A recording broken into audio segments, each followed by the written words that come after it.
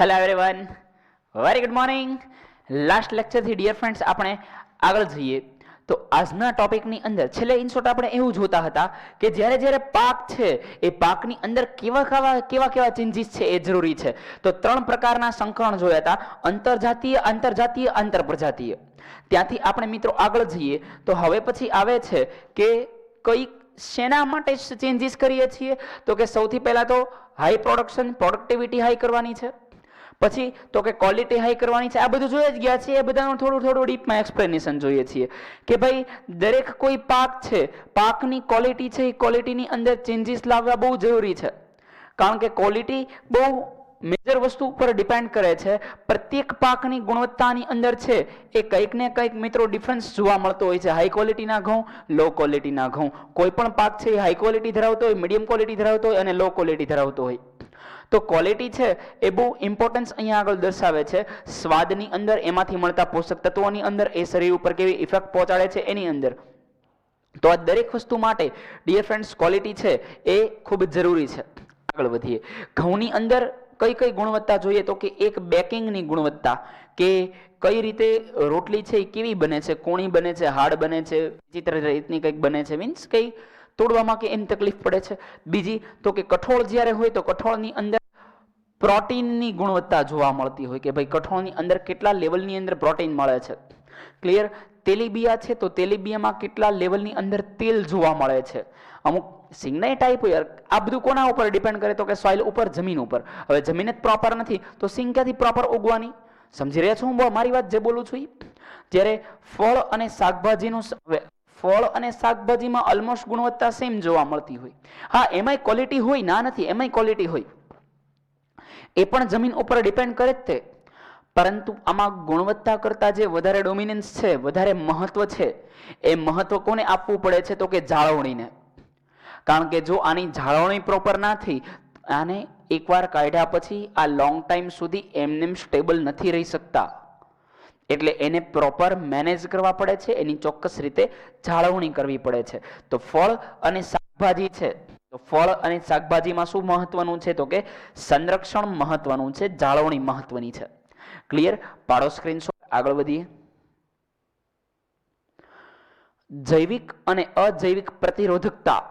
જૈવિક એટલે શું તો કે બેક્ટેરિયા દ્વારા, જીવો દ્વારા, કોઈ કીટક દ્વારા, સૂક્ષ્મ જીવો દ્વારા, ફૂગ દ્વારા, આ કોઈ પણ વસ્તુ દ્વારા પાકને જો અસર પહોંચે તો આને જૈવિક પ્રતિરોધકતા કહેવાય. આ જૈવિક અવરોધ છે.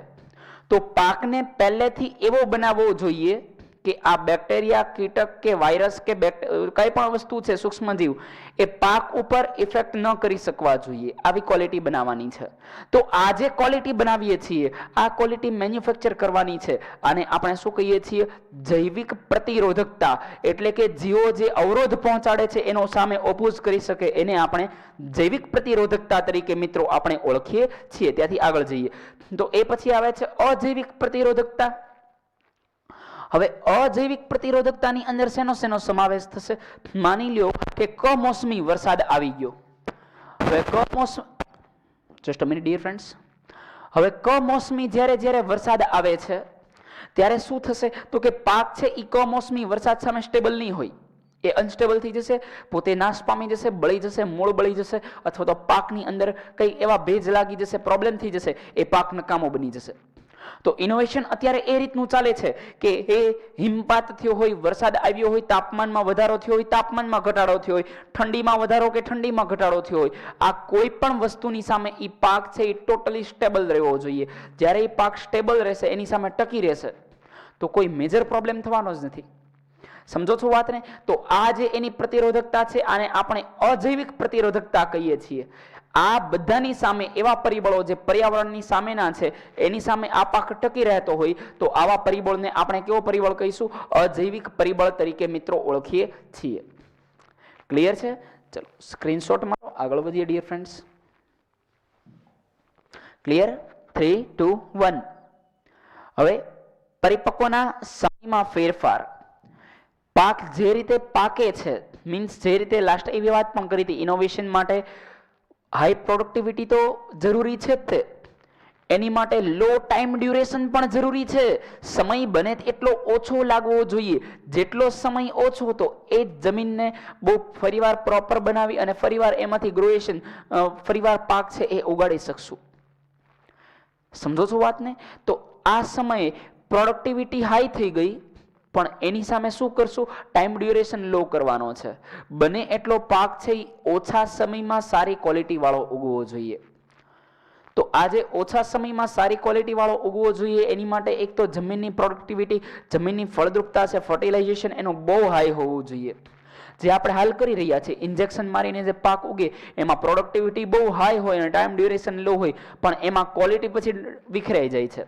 સમજો, પ્રોડક્શન હાઈ જોઈએ છે, ટાઈમ ડ્યુરેશન લો જોઈએ છે, તો પ્રોબ્લેમ ક્યાં આવ્યો? તો કે પ્રોબ્લેમ આવ્યો ક્વોલિટીની અંદર. ક્વોલિટી હવે આની અંદર ના જળવાઈ શકે. અધરવાઇઝ ક્વોલિટી તો નથી જળવાતી, પણ એની અંદર એવા એલિમેન્ટ આવી જાય છે કે જે આપણે ખાઈએ તો આપણા શરીરને પણ ક્યાંક ને ક્યાંક એ નુકસાન કરતા હોય છે, જેને આપણે હાઇબ્રિડ બિયારણ તરીકે ઓળખીએ છીએ. ક્લિયર? ઇન્જેક્શન મારીને પકવે છે આ લોકો. અમુક, બધાની વાત નથી કરતો, પણ અમુક ચોક્કસ મિત્રો જોવા મળતું હોય છે. હવે બિયારણ વાવવાથી પાકની કાપણી, વાવણી અને કાપણી વચ્ચેનો સમયગાળો ઓછો હોય તો પ્રતિ વર્ષ ખેડૂત છે એ વધારેમાં વધારે પાક ઉગાડી શકે. અને આ સમય, હવે પાક સમય ઓછો એટલે કેટલા બધા પ્રોબ્લેમ દૂર થઈ જાય તમે વિચારો.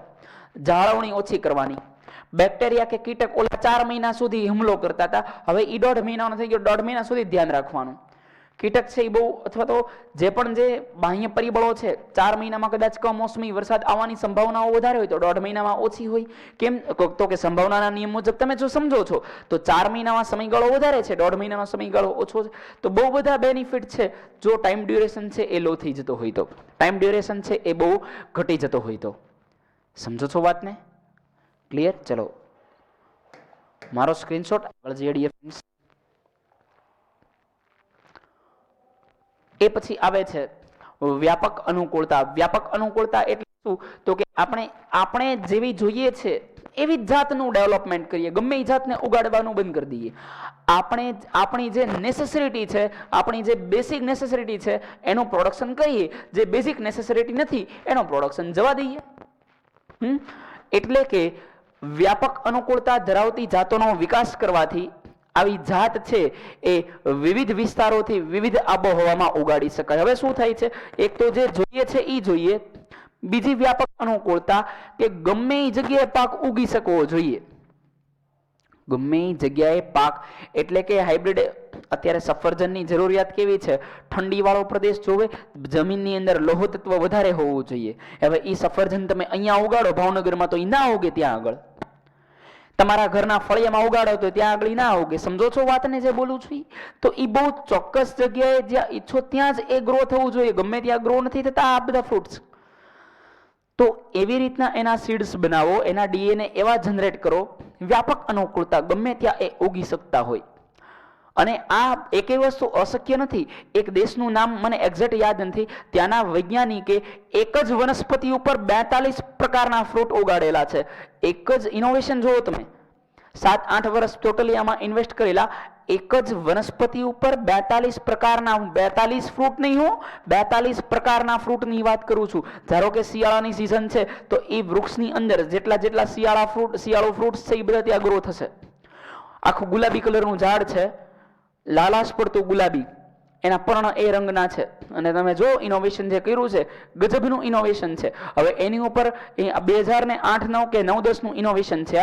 હવે એની ઉપર આ લોકો કન્ટિન્યુઅસલી ઇમ્પ્લિમેન્ટ્સ કરે છે, એની અંદર ડેવલપમેન્ટ કરે છે કે કઈ રીતે આમાં છે આનું પ્રોડક્શન બહુ હાઈ થઈ શકે. કારણ કે બધી ટાઈપના ફ્રૂટ્સ છે એ એક જ વૃક્ષમાંથી મળે છે.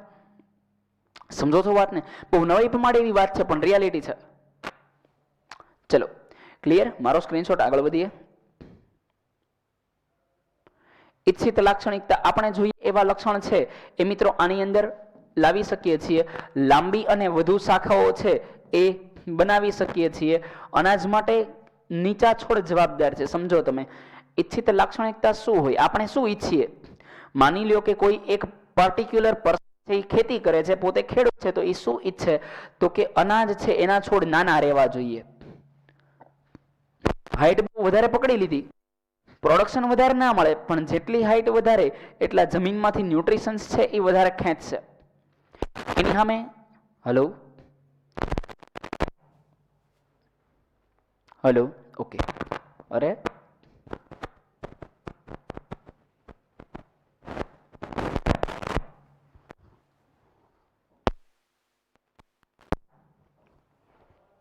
Hello okay. તો જ્યારે છોડ છે એની હાઈટ બહુ વધી જશે ત્યારે જમીનમાંથી એ ન્યુટ્રિશન્સ વધારે ખેંચશે, પણ એની સામે એટલી પ્રોડક્ટિવિટી આપવી જોઈએ એટલી પ્રોડક્ટિવિટી નહીં આવે. સમજો છો વાતને?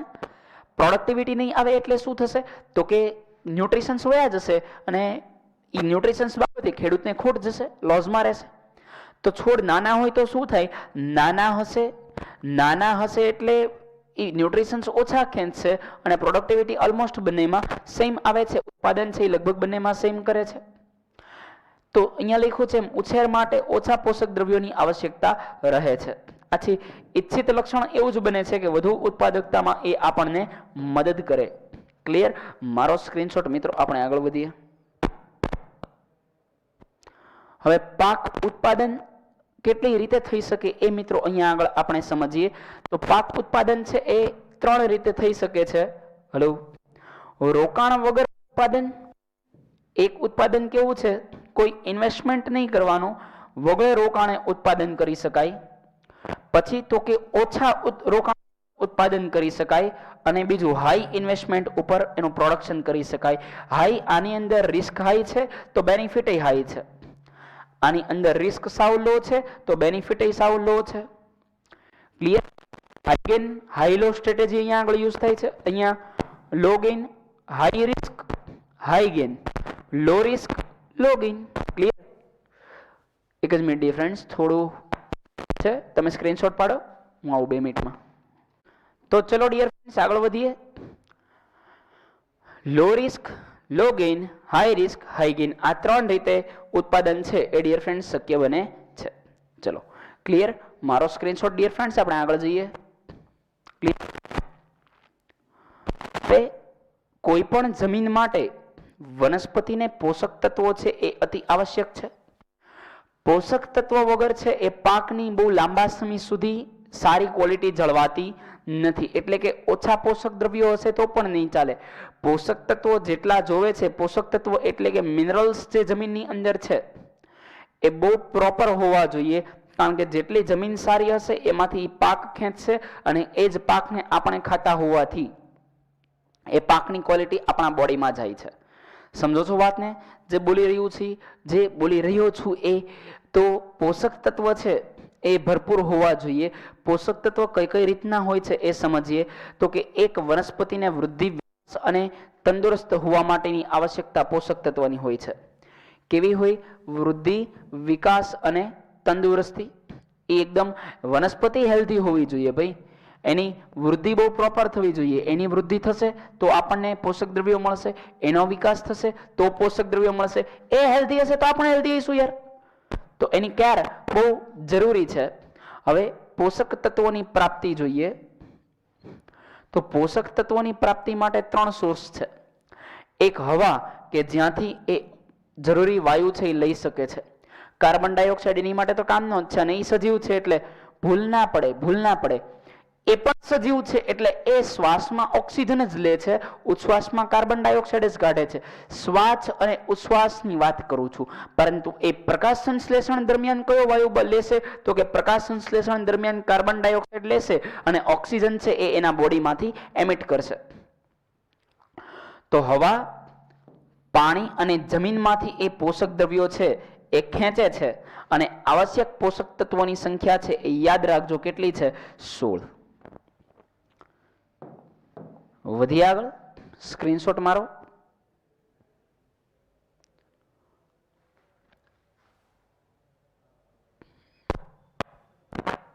હલો. હવે હવામાંથી કયા કયા વાયુ વનસ્પતિને મળી રહે છે એ સમજીએ. તો હવામાંથી એને મળે છે એક ઓક્સિજન અને બીજો કાર્બન ડાયોક્સાઇડ. આ કાર્બન એટલે CO2 છે એમ. કાર્બન ડાયોક્સાઇડ અને ઓક્સિજન, આ 2 વાયુ એને હવામાંથી મળશે. પાણીમાંથી એને જરૂરી મિનરલ્સ જેનું નામ છે હાઇડ્રોજન, એ એને ક્યાંથી મળે છે? પાણીમાંથી મળે છે. ક્લિયર?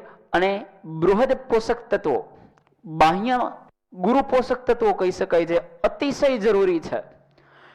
એટલે અતિશય એટલે જેની માત્રા વધારે છે. પોષક તત્વો તો ગુરુ હોય કે લઘુ હોય બધા જરૂરી જ છે, પરંતુ જે ગુરુ પોષક તત્વ છે એનું લેવલ બહુ હાઈ છે, એની માત્રા બહુ વધારે છે, અને લઘુ પોષક તત્વ છે એની માત્રા બહુ ઓછી છે. એક ગુરુ પોષક તત્વની અંદર nitrogen, magnesium, sulphur, calcium, phosphorus અને પોટેશિયમનો સમાવેશ થાય છે. તમે અહીંયા અને એ ત્રણ તો સીધા લાઈનમાં યાદ રાખો, NPK. શું યાદ રાખવાનું છે? નાઇટ્રોજન, ફોસ્ફરસ અને પોટેશિયમ આવી ગયા. એની સિવાય કેલ્શિયમ, સલ્ફર અને ફોસ્ફરસ. હજી એક રહી ગયું. કયું રહી ગયું? મેગ્નેશિયમ. તો આટલા પોષક તત્વો છે એ મિત્રો ગુરુ પોષક તત્વ છે, જેના માટે વનસ્પતિને અનહદ રિક્વાયરમેન્ટ જોવા મળતી હોય છે. ચલો ત્યારે હવે સમજીએ સૂક્ષ્મ પોષક તત્વો. એટલે કે જેની માત્રા છે એ ઓછી હોય એને સૂક્ષ્મ પોષક તત્વો કહેવાય. જેની અંદર manganese, boron, iron, zinc, copper, molybdenum અને ક્લોરીન આ બધાનો સમાવેશ થાય છે. આ બધા પોષક તત્વો એવા છે કે જેની લેવલ ઓછું હોય તો ચાલે, પણ જોવે તો ખરી જ તે. ક્લિયર?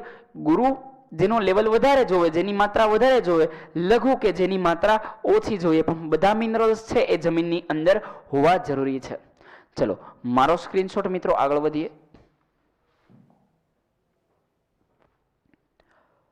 આ પરથી એ સ્પષ્ટ થયું કે 13 પોષક તત્વો છે એ આપણને ક્યાંથી મળે છે? તો કે 13 પોષક તત્વો એ જમીનમાંથી મળ્યા, પાણીમાંથી 1 એટલે કે હાઇડ્રોજન મળ્યો, અને 2 છે એ હવામાંથી જ્યાં કાર્બન ડાયોક્સાઇડ અને ઓક્સિજનનો સમાવેશ થાય છે. પણ ભૂમિમાંથી જે 13 પોષક તત્વો મિત્રો આપણને પ્રાપ્ત થાય છે એ 13 પોષક તત્વો પૈકી 6 તત્વ છે એ ગુરુ પોષક તત્વ છે.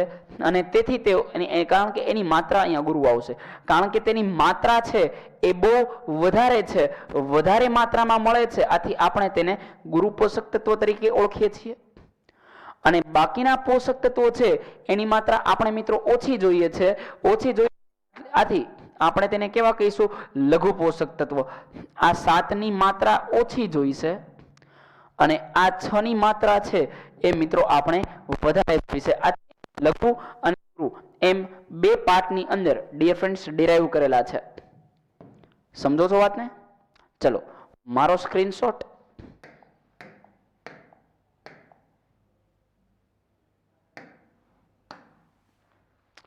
ક્લિયર?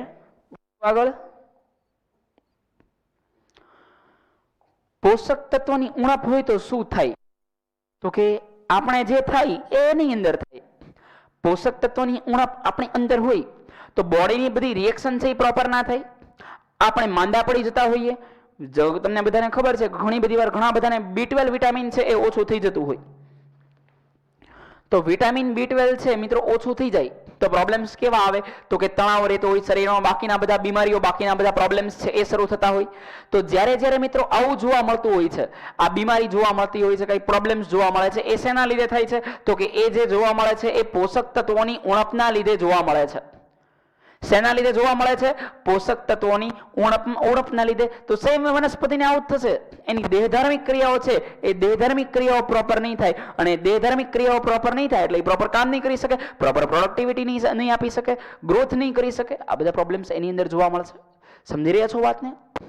એટલે કે પોષક તત્વોની ઉણપના કારણે વનસ્પતિની પ્રજનન, વનસ્પતિની વૃદ્ધિ, એક તો રિપ્રોડક્શન ના થઈ શકે, બીજો એનો ગ્રોથ ના થઈ શકે, અને રોગોની સામેની જે પ્રતિકારકતા છે, જે ડિઝીઝનો ઓપોઝ કરવાની તાકાત છે એ ઓપોઝ ના કરી શકે. એ સંવેદનશીલતા છે એ ધીરે ધીરે ઘટતી જાય અને જલ્દી રોગ લાગવાની સંભાવનાઓ છે એ મિત્રો વધી જતી હોય છે.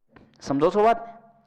હવે આના માટે શું કરવું? તો કે ઘણી બધી વાર આપણે વિટામિન ઓછા થઈ જતા હોય તો આપણે શું ખાઈ લઈએ છીએ? ટેબ્લેટ ખાઈએ છીએ. એ ટેબ્લેટમાંથી આપણને પૂરતા વિટામિન મળી રહે છે, બરાબર. અધરવાઇઝ આપણે બહુ લીલા શાકભાજી ખાવા લાગીએ છીએ, બહુ વધારે ઉણપ હોય તો ટેબ્લેટનો સહારો લઈએ છીએ, નાના મોટા ચેન્જીસ હોય તો આપણે લીલા વેજીટેબલ્સ, ગ્રીન વેજીટેબલ્સ ખાઈએ છીએ, જેથી કરીને એ વિટામિન્સની ખામી જે બોડીમાં છે એ ખામી ઇઝીલી આપણા બોડીમાંથી પૂરી થઈ જાય છે. ક્લિયર, અને વિટામિન્સ એ ભરપૂર માત્રામાં આપણને મળી રહેતા હોય છે. સેમ વે વનસ્પતિને આના માટે જે પોષક દ્રવ્યો પાછા મળવા જોઈએ એના માટે એને ખાતરની આવશ્યકતા છે. શેની આવશ્યકતા છે? વનસ્પતિને ખાતરની આવશ્યકતા. જેટલું ખાતર પ્રોપર લેવલમાં હશે એટલી વનસ્પતિ પ્રોપર ગ્રોથ કરી શકશે. પરંતુ સમજો વાતને કે આપણે જે વિટામિન્સ માટે બે વે અપનાવ્યા, એક પ્રોપર જમો એટલે પ્રોપર ફૂડ લઈએ, બીજું પ્રોપર ટેબ્લેટ લઈએ. પણ ટેબ્લેટ છે, જો ટેબ્લેટમાંથી બધા વિટામિન્સ મળી જતા હોય તો પછી જમવાની શું જરૂર છે?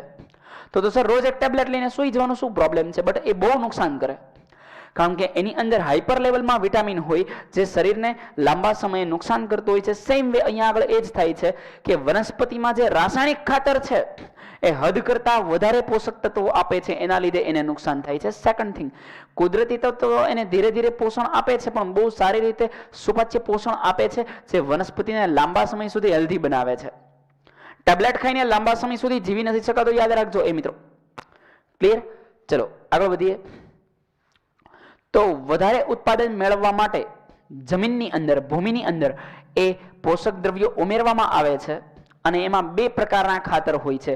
એક તો કે કુદરતી ખાતર, આમાં છાણિયા ખાતર અને ઘણા બધા ખાતર આવતા હોય, અને બીજું લખ્યું છે ખાલી ખાતર. ખાતર એટલે એની અંદર રાસાયણિક ખાતરનો સમાવેશ થાય છે.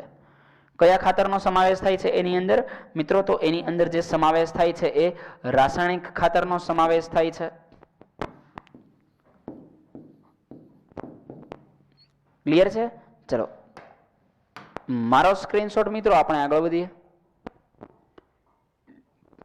તો સૌથી પહેલા આપણે સમજીએ સેન્દ્રિય ખાતર એટલે શું, એટલે કે કુદરતી ખાતર એ શું છે આપણા માટે.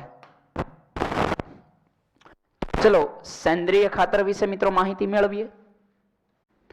તો વાત કરીએ સેન્દ્રિય ખાતરની, તો સેન્દ્રિય ખાતર એ પ્રાણીના જે મળમૂત્ર છે, વનસ્પતિજન્ય કચરો છે, ખેતીવાડીનો કચરો નીકળ્યો હોય, વનસ્પતિના પર્ણ ખરી ગયા હોય, અમુક ડાળી છે નકામી થઈ ગઈ હોય, કોઈ પ્લાન્ટ છે, છોડ છે, એમાંથી પાક કાઢી લીધો, બાકીનો છોડ વધ્યો હોય, પ્રાણીઓના મળમૂત્ર પડ્યા હોય, આ બધામાંથી જે ખાતર બનાવવામાં આવે એ પ્રોપર સેન્દ્રિય ખાતર હશે, જે વનસ્પતિને ખૂબ જ સારી રીતે હેલ્પ કરે છે.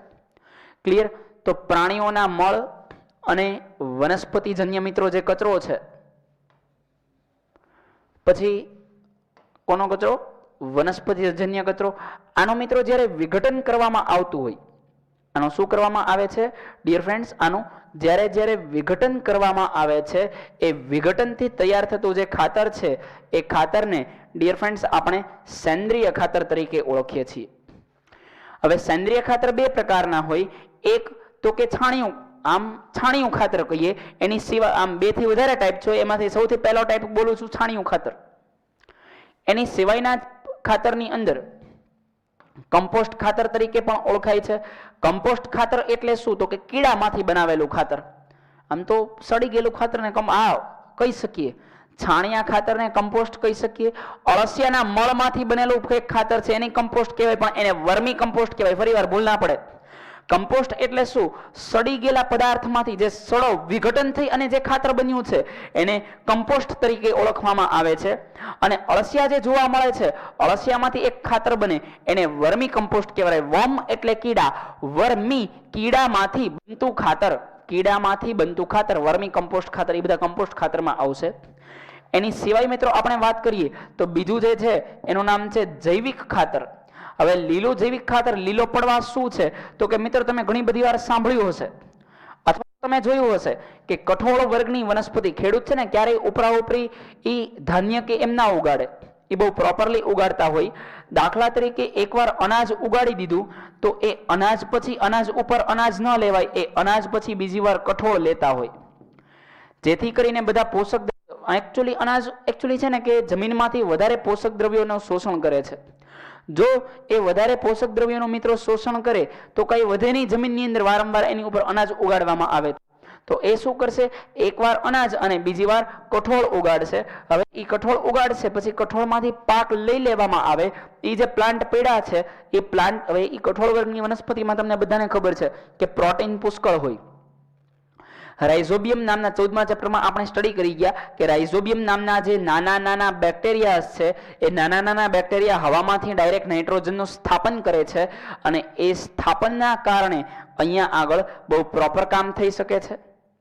ડાયરેક્ટ નાઇટ્રોજન સ્થાપી દેશે એટલે શું થશે તો કે આની અંદર પ્રોટીનનો લેવલ છે એ બહુ વધી જાય છે અને મિત્રો પ્રોટીનનો લેવલ વધવાના કારણે આ જે વનસ્પતિ છે એમાંથી પાક લઈ લીધો હોય પછી એની ઉપર પેલું ફેરવી દેવામાં આવે એટલે બધો પાક જમીનમાં જ દબાઈ જાય છે. જેવો પાક જમીનમાં દબાશે, જેવા એ પ્લાન્ટ છે એ જમીનમાં દબાશે એટલે નાના સૂક્ષ્મજીવો દ્વારા એનું વિઘટન થશે એટલે જે પ્રોટીન હતું એ જમીનમાં ફરીવાર પાછું મળશે. તો આવા ખાતરને લીલું જૈવિક ખાતર અથવા બીજી ભાષામાં મિત્રો આપણે વાત કરીએ તો એને લીલા પડવાશ તરીકે પણ ઓળખવામાં આવે છે. અને શું કહેવાય? લીલો પડવાશ. Clear dear friends? ચલો વધીએ આગળ. સ્ક્રીનશોટ મારી લ્યો, નોટ ડાઉન ખાસ કરતા જજો. ભલે લેક્ચર ભરતા એવું હોય તો 1.5-2 કલાક થાય, કોઈ ટેન્શન નથી, પણ નોટ ડાઉન થવું મિત્રો બહુ જરૂરી છે. કારણ કે ઘણા બધા વિદ્યાર્થી મિત્રો કદાચ એવું કરે છે કે એકવાર સ્ક્રીનશોટ પાડી લીધો પછી સ્ક્રીનશોટમાંથી જ વાંચે છે. એવું નથી કરવાનું, બરાબર? ચલો વધીએ આગળ. સેન્દ્રિય ખાતરના બેનિફિટ્સ જોઈએ તો તેમાં કાર્બનિક પદાર્થોની માત્રા છે એ બહુ વધારે છે. બહુ ઓર્ગેનિક પ્રોડક્ટ આની અંદર મિત્રો આપણને જોવા મળતી હોય છે અને કાર્બનિક પ્રોડક્ટ બહુ વધારે છે. આથી આપણે કાર્બનિક પદાર્થ આપણને શું જરૂરી છે તો કે મારું અને તમારું શરીર પણ કાર્બનનું તો બનેલું છે મોટે ભાગે.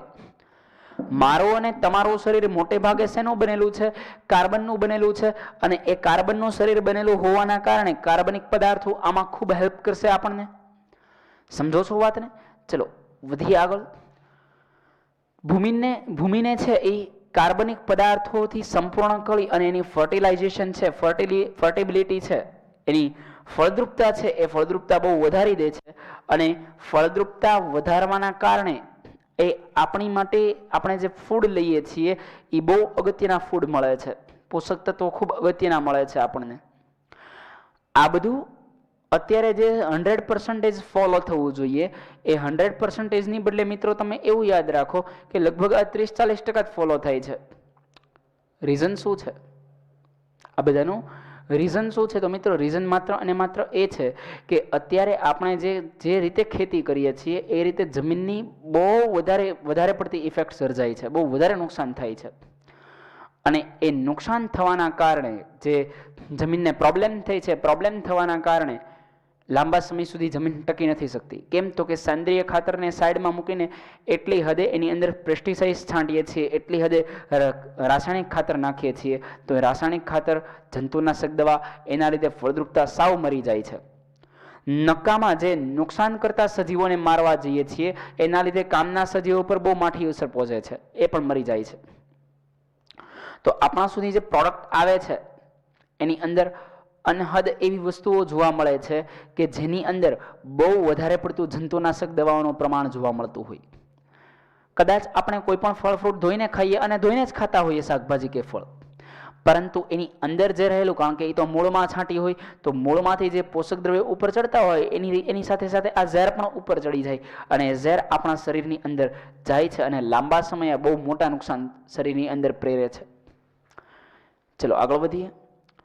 બીજું કે આ જે ખાતર છે ને દાણાદાર ન હોય. યુરિયા ખાતર જે રાસાયણિક ખાતર છે દાણાવાળો હોય. આ ખાતર બહુ પોચું હોય. પોચું ખાતર હોવાના લીધે શું થશે તો કે જમીનની અંદર જે જલધારણ ક્ષમતા છે એ જલધારણ ક્ષમતા વધારશે. જલ શોષણ કરવાની ક્ષમતા છે, શક્તિ છે, એ જલ શોષણ કરવાની શક્તિમાં શું કરશે? વધારો કરશે. અને એ વધારો કરવાના કારણે એની જે જલ સંગ્રહ ક્ષમતા છે એ જલ સંગ્રહ ક્ષમતા મિત્રો વધતી જતી હોય છે. ચીકણી માટી, તમને ખબર હશે ચીકણી માટી બહુ ફળદ્રુપ માટી હોય તો ચીકણી જમીનની અંદર કાર્બનિક પદાર્થોની માત્રા એ ઘણી બધી કેવી જોવા મળતી હોય છે? વધારે મિત્રો આપણને જોવા મળતી હોય છે. સમજો છો વાતને?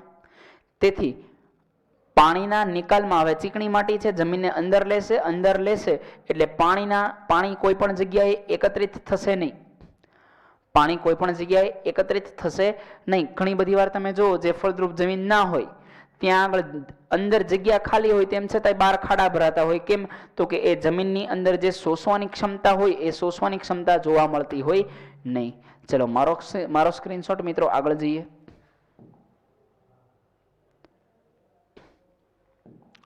સેન્દ્રિય ખાતરમાં જૈવિક કચરાનો ઉપયોગ કરવામાં આવે છે અને આ જે ખેતરનો કચરો છે એનું રિસાયકલ કરીએ છીએ.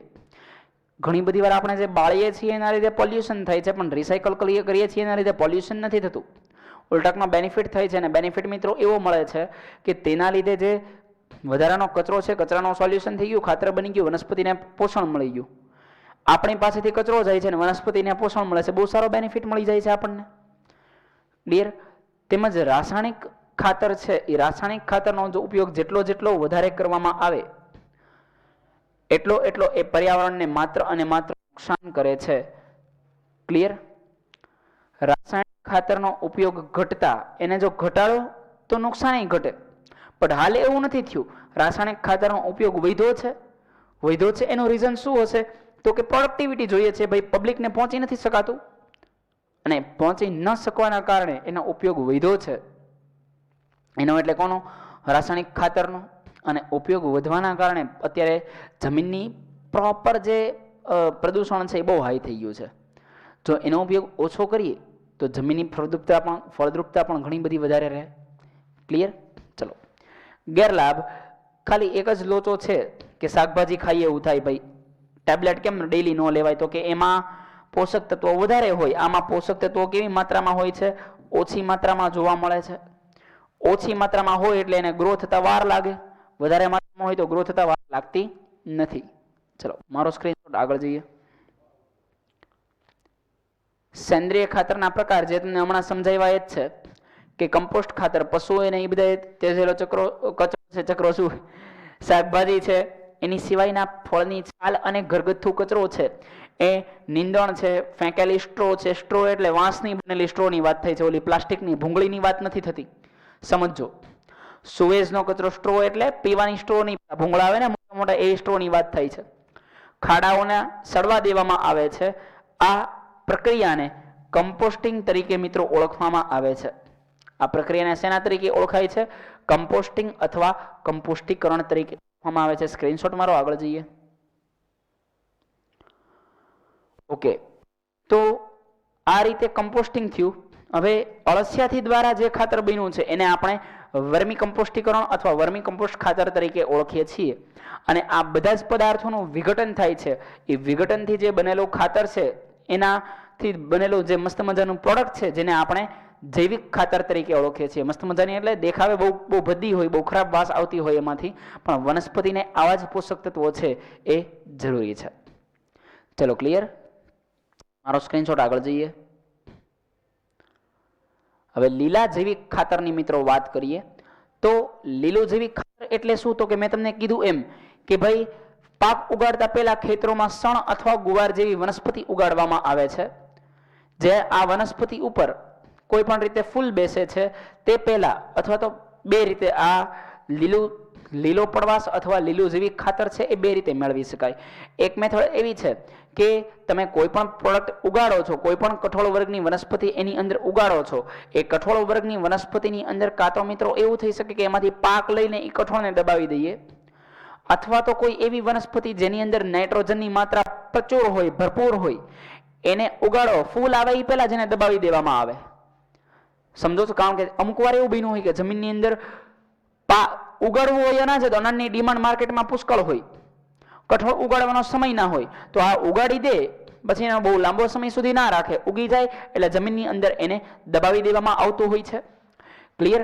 તો ખેતર ઉપર એના ઉપર પેલું ચલાવી અને એને જમીનની અંદર ભેળવી દેવામાં આવે છે.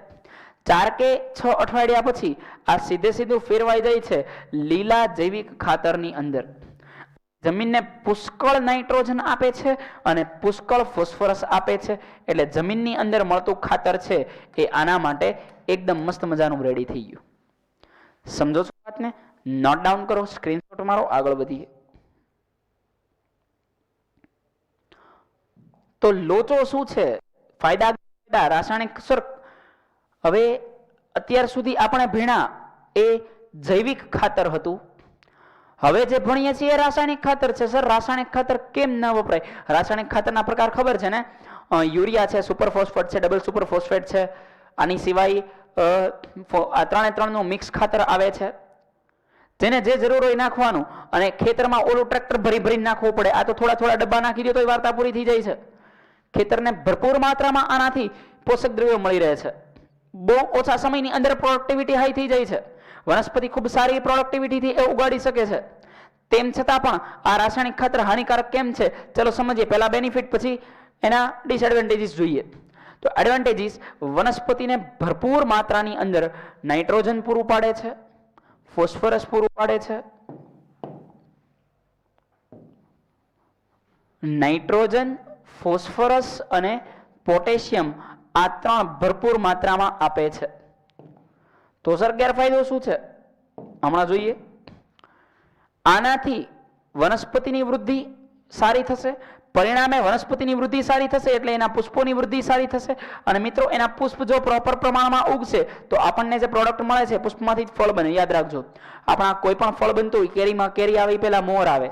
ક્લિયર? કોઈ પણ ફળ બનતા પહેલા એનું પુષ્પ બને, એ પુષ્પમાંથી બીજ બને અને બીજમાંથી ફળ બને. 10મા ધોરણની અંદર પ્રજનનના લિંગી પ્રજનનની અંદર વનસ્પતિના લિંગી પ્રજનનમાં એ સ્ટડી કરશો તમે કે વનસ્પતિ છે એમાં પહેલા પુષ્પ આવે, એ પુષ્પમાંથી બીજ બને અને બીજમાંથી ફળ બનતું હોય. આગળ વધીએ. તો આનાથી એકદમ સ્વસ્થ વનસ્પતિઓ, હેલ્ધી વનસ્પતિ બનતી હોય છે અને એના લીધે એની પ્રોડક્ટિવિટી બહુ મસ્ત મજાની બની જાય છે. આમ તેના દ્વારા ઓછા સમયની અંદર વધારે પાકનું ઉત્પાદન મિત્રો શક્ય બને છે. ચલો ક્લિયર છે? મારો સ્ક્રીનશોટ આગળ જઈએ. તો પ્રોબ્લેમ શું છે? તો સૌથી પહેલા તો એક તો કોસ્ટલી છે. એક તો તે કેવા છે? કોસ્ટલી છે. વધારે પડતી એની સિંચાઈ હોય, વધારે પાણી નાખવામાં આવે. આપણા દેશની અંદર લેકિંગ ઓફ ટેકનોલોજી. ખેડૂત એટલા બધા પૈસાદાર નથી હોતા. એ સર્વાઈવલ માટે ખેતી કરતા હોય છે. તો એના લીધે એવું થાય છે કે વધારે પડતી સિંચાઈના કારણે આ જે પાક છે એ ખાતર છે એ પાણી સાથે વહી જાય છે અને બીજી જગ્યાએ પ્રદૂષણ કરે છે. યુરિયા આપણી માટે અતિશય હાનિકારક છે. આપણા યુરિનની અંદર યુરિયા હોય એ વનસ્પતિ માટે ખાતર છે. સમજો છો વાતને? તો આ વહી અને કોઈ પ્રાણીના શરીરની અંદર જાય તો પ્રાણી ત્યાં આગળ નાશ પામે છે, એને બહુ માઠી અસર પહોંચે છે. સમજો વાતને. આગળ વધીએ. ત્યાંથી તેનું પૂરતા પ્રમાણમાં શોષણ કરી શકતા નથી. વનસ્પતિનું આટલા બધા પ્રમાણમાં શોષણ ન કરી શકે કારણ કે લેવલ બહુ હાઈ હોય આની અંદર પોષક દ્રવ્યોનું. આનાથી પાણીની અંદર અતિશય પ્રદૂષણ જોવા મળે છે. એ પ્રદૂષણ થશે એટલે કંઈક ને કંઈક મેજર પ્રોબ્લેમ એવા થશે કે તેના સતત ઉપયોગથી એ ફળદ્રુપતાને ઘટાડી દેશે. પ્રદૂષણ વધશે એટલે ફળદ્રુપતામાં શું આવશે ડિયર ફ્રેન્ડ્સ? તો કે ફળદ્રુપતાની અંદર ટોટલી ઘટાડો જોવા મળશે. વાત સમજો છો? ક્લિયર છે જે બોલું છું? આના લીધે ભૂમિના જે સૂક્ષ્મ જીવો છે એ સૂક્ષ્મ જીવો જીવી ના શકે. કેમ? તો કે પ્રાણી છે, પ્રાણી માટે જે ખાતરની વાત કરું છું એ ખાતર બહુ હાનિકારક છે. પ્રાણી માટે ખાતર કેવું છે મિત્રો? તો કે પ્રાણી માટે એ ખાતર અતિશય હાનિકારક છે. સમજો વાતને. ક્લિયર છે જે બોલી રહ્યો છું? અને આના લીધે એ અળસિયા લાંબા સમય સુધી સર્વાઈવ કરી શકતા નથી, જીવી શકતા નથી હોતા. અળસિયા જશે, ફળદ્રુપતા ઘટશે, જમીન ઉપર વધારે માઠી અસર પહોંચશે.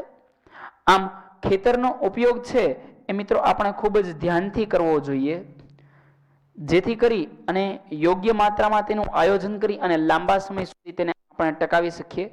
મારો સ્ક્રીનશોટ મિત્રો આગળ વધીએ. તો આનું એક જ સોલ્યુશન. હવે આપણી પાસે બીજો કોઈ ઓપ્શન નથી કે આપણે દરેક જગ્યાએ કુદરતી ખાતરનું બધાને કહી શકીએ.